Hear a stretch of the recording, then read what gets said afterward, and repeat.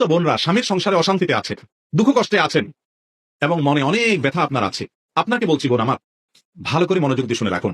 আল্লাহ রাব্বুল আলামিন মুসলিম মেয়েদেরকে, বিশেষ করে বিবাহিত মেয়েদেরকে বিশাল এক রাজত্বের সুযোগ দিয়েছেন। আর সেই সুযোগটা পাওয়ার জন্য অনেক সময় অপেক্ষা করতে হয়। এটা ঠিক যে আমাদের সমাজে বড় একটা অংশ দিন দিন কমে যাচ্ছে আলহামদুলিল্লাহ এই অপরাধের মাত্রা, কিন্তু বড় একটা অংশের মধ্যে এখনই অপরাধটা আছে যে পরের ঘরের একটা মেয়ে আসছে, মেয়েটা তার বাপ ভাই বোন আপনজন ছোটবেলা থেকে যে ভাই বোনের সাথে বড় হয়েছে, কত মহব্বত কত ভালোবাসা, তাদের সবাইকে রেখে, নিজের ছোট বোনটা বড় বোনটা মা বাবা সবাইকে রেখে চিরজীবনের জন্য সারা জীবনের জন্য আরেকটা ফ্যামিলিতে চলে আসছে।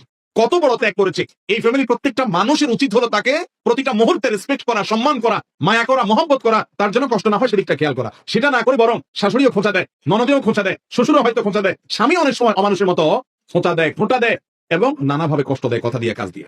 আছে না এগুলো আমাদের শোনা? এই অমানুষদের পুরীতে যদি কোনো বোন পড়ে যান, আমি বলবো বোন সর্বপ্রথম কাজ হলো আপনার সবর করা, এবং যত বেশি সম্ভব সবর করবেন। একজন মুসলিম মেয়ে তার সাংসারিক জীবনে, স্বামীর সংসারে যদি শুরুর দিকে অনেক কষ্টেও থাকেন, 80%-এরও বেশি হবে।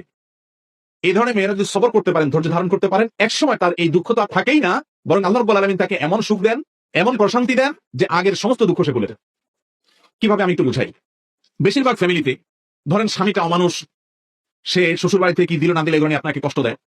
সে আপনার ছোট বড় সামান্য দোষ হইলে সে আপনার সাথে দুর্ব্যবহার করে। হয়তো আপনার শাশুড়ি আপনার বাপের বাড়ি থেকে কি দিল না দিলে এগুলো নিয়ে আপনাকে খোঁটা দেয়। আপনার ননদটা হয়তো আপনার সাথে সারাদিন ঝগড়া লাগায় বসে থাকে।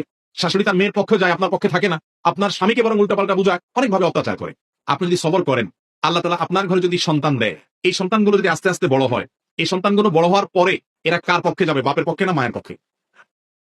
এটা হলো ইসলামের সৌন্দর্য, এটা হলো মুসলমানদের পরিবারের সৌন্দর্য এবং আমাদের সাবকন্টিনেন্টের সৌন্দর্য বলতে পারি আমরা এটা।